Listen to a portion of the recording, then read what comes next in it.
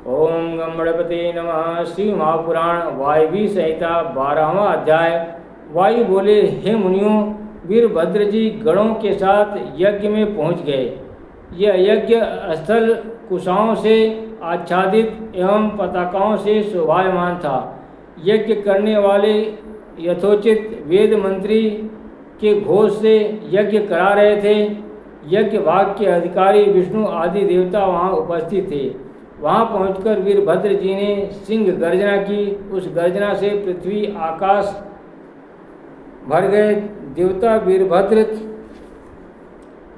की गर्जना से डरकर इधर उधर भागने लगे। तब अपने गणों को साथ लेकर वीरभद्र वहां घुस आए। उन्हें आया देखकर दक्ष डर गया, किंतु जैसे तैसे बैठा रहा। क्रोध में आकर वीरभद्र से पूछने लगा, तुम कौन हो, कहाँ से आए हो, यहाँ आने का क्या कारण है? यह सुनकर बलवान वीरभद्र गंभीर होकर बोले, अज्ञान के कारण तुम लोगों की अक्ल मारी गई, उसे ठिकाने लगाने आया हूँ। जिस मंत्र द्वारा तुमने प्रथम शिव पूजन नहीं किया, अब उसको बोलकर क्या कर रहे हो? हे विष्णु आदि सभी देवता लोगों, तुमको भी अपने बल का अभिमान हो रहा है, जिससे उन मंत्रों का अर्थ तुम्हारी समझ में नहीं आया है, तभी तो शिव जी का अपमान कर रहे हो। तुम्हारा अहम चूर करने के लिए ही मैं आया हूँ।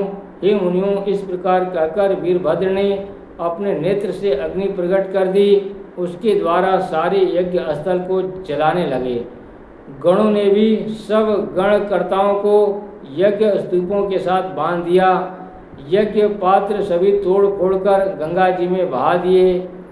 अन्न आदि दूषित करके देवताओं को पीटने लगे। इस प्रकार उस यज्ञ में अनेकों प्रकार के विघ्न उपद्रव करने लगे।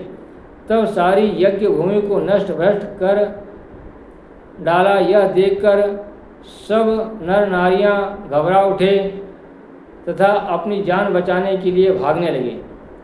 वायुदेव बोले, हे मुनियों, तब इस प्रकार के उपद्रव से सभी देवता डरकर वहां से भागने लगे। वीरभद्र का संकेत पाकर गणों ने उन सबको घेर लिया। वीरभद्र ने सभी देवताओं पर अपने त्रिशूल का प्रहार करके उनके अंग उपंग खंड खंड कर दिए।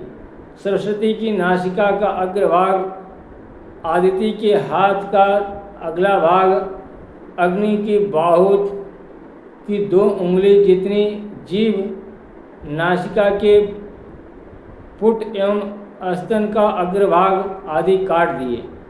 भगदेव की आंखें निकाल दी, पूषा के दांत तोड़ दिए। चंद्रमा को पैर के अंगूठे के नीचे डालकर कुचल दिया। दक्ष का माथा फोड़कर भद्रकाली को अर्पित किया। भद्रकाली भी माथा लेकर आनंदपूर्वक गेंद की तरह उछालने लगी।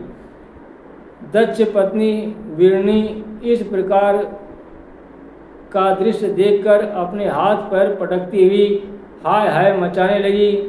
तब विष्णु भगवान क्रोध में आकर सभी देवताओं को साथ लेकर वीरभद्र के साथ युद्ध करने लगे।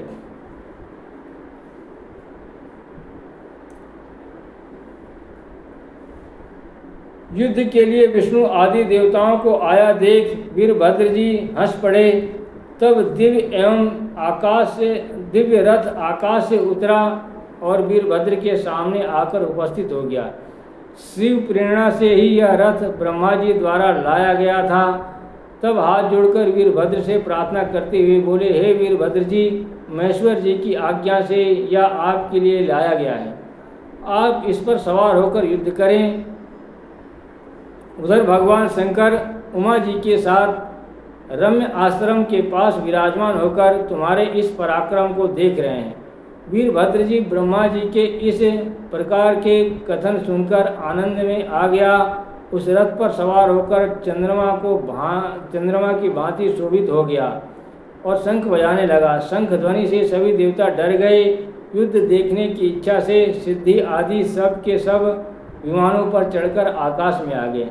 इसके बाद भगवान विष्णु जी ने अपने सांग्र धनुष पर बाण चढ़ाकर वीरभद्र पर प्रहार किया।